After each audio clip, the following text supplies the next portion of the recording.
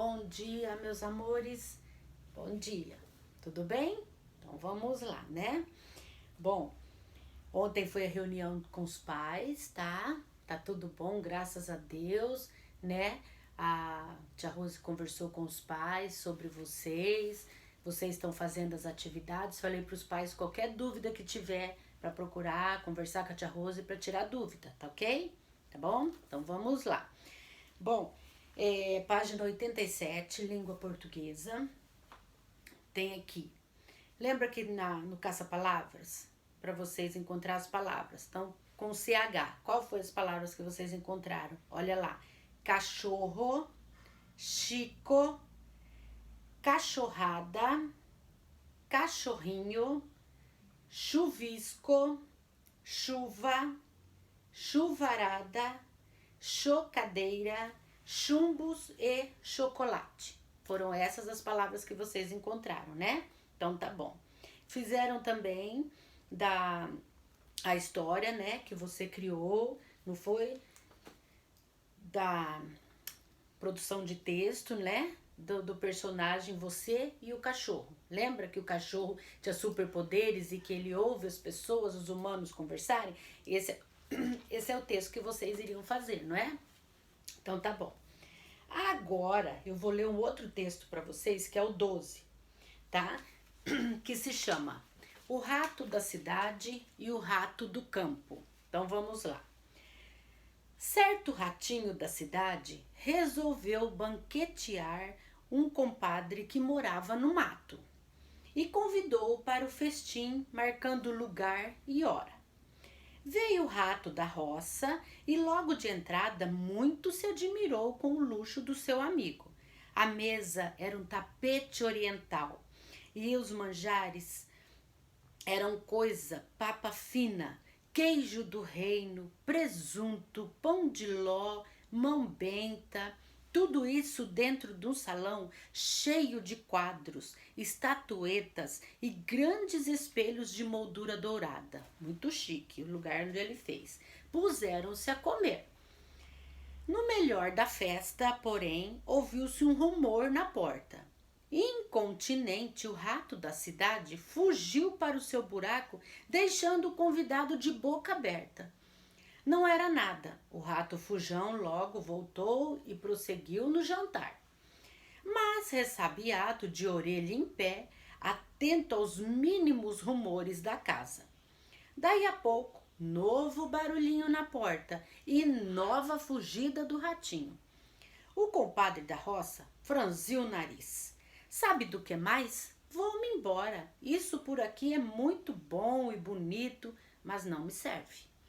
Muito melhor roer o meu grão de milho no sossego da minha toca do que me fartar de gulodices caras com o coração aos pinotes. Até logo.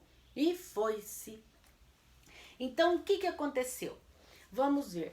O rato da cidade convidou o rato do campo, não foi? Para se banquetear onde ele morava, naquele lugar chique, com quadros, tudo, comida boa, tudo. Só que qualquer barulhinho que ele ouvia na casa, ele corria para a toca e deixava o outro. O que o rato do campo falou? Melhor eu roer o meu milho lá na minha roça e ter sossego do que ficar nesse banquete todo aqui e viver de orelha em pé, correndo de qualquer barulho que ele ouvisse. Não é isso? Então agora nós vamos colocar aqui no A, na página 87. No texto O Rato da Cidade e o Rato do Campo é utilizada a expressão coração aos pinotes. O que ela indica sobre os sentimentos do rato que vivia na fartura da cidade? O que quer dizer isso daí? O que é que quer dizer isso?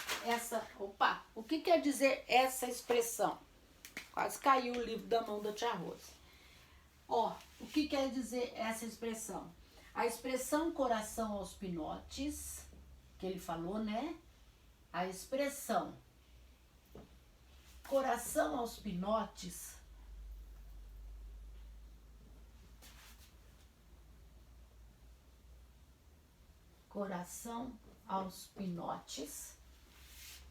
indica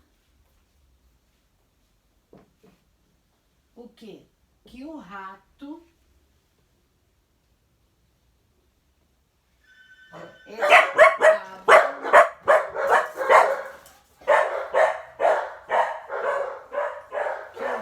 estava sempre assustado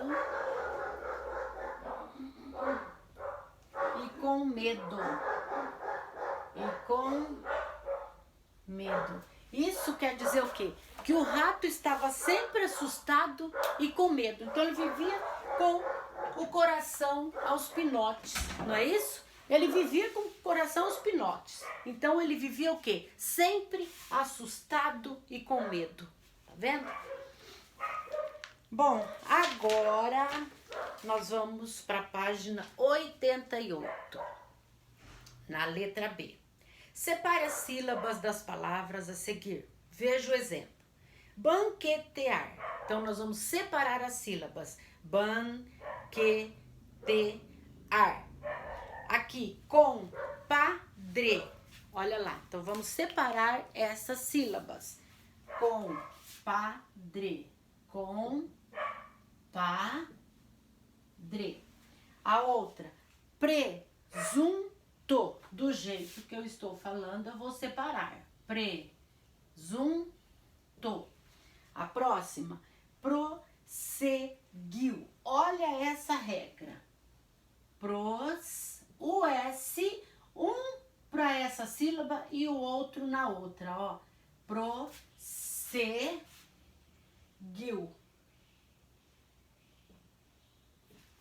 Prosseguiu. O S aqui, ó, não pode ficar dois S juntos. Eles se separam, tá bem? Prosseguiu. Barulhinho.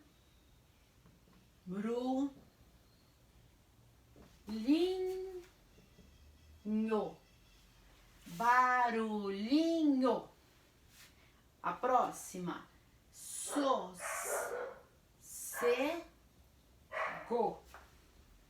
Ó, o S, um nessa sílaba e o outro na outra. Nunca dois S juntos, eles se separam, os S, tá? A mesma coisa acontece com o R, também se separa igual o S, tá? Cada um numa sílaba, nunca os dois juntos. Chegou. O próximo,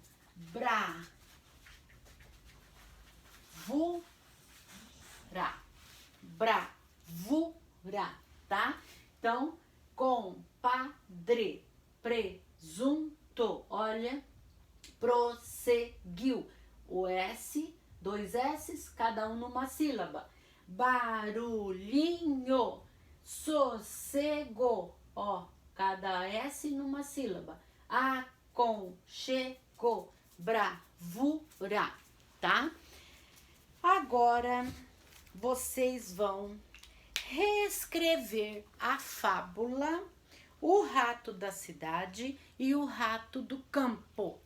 Como? Introduza nela uma conversa em que o rato do campo conte um pouco como é a vida tranquila que ele leva, sem luxo, mas confortável. Lembra que a tia Rose falou do texto? A tia Rose leu o texto, que é o quê?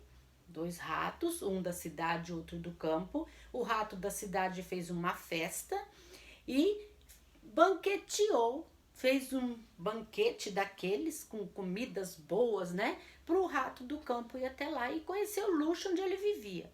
E o rato do campo gostou? O que ele viu lá? Não foi? Que esse rato da cidade não tinha sossego. Toda hora que alguém fazia um barulho na casa, ele corria com medo de alguém matar, de alguém brigar com ele. Então o que ele fez? Ele corria, ele saía de lá correndo e deixava o outro. E o outro viu que ele vive no campo, no maior sossego. Ele não leva esse tipo de vida, não é? Lá ele tem sossego roendo o milho dele e ninguém vai lá incomodar ele. Então ele prefere a vida sossegada dele do que aquele luxo da cidade. No final, então o que você vai colocar? Na sua história, você vai reescrever essa história. Tia Rose não contou? Você vai recontar. Do jeito que a tia Rose falou aqui, você vai colocar lá no seu texto. Era uma vez um rato da cidade que convidou o rato do campo para ir visitar, fazer uma visita na casa dele, conhecer o luxo que ele vivia, tá? Você vai contar o que a tia Rose está falando para você, escrevendo, tá?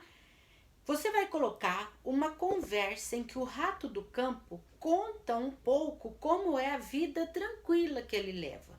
Então aqui no seu texto você vai falar para o rato da cidade como é a vida dele no campo. Você vai imaginar o rato do campo falando para o rato da cidade como é a vida tranquila que ele leva lá no mato onde ele vive.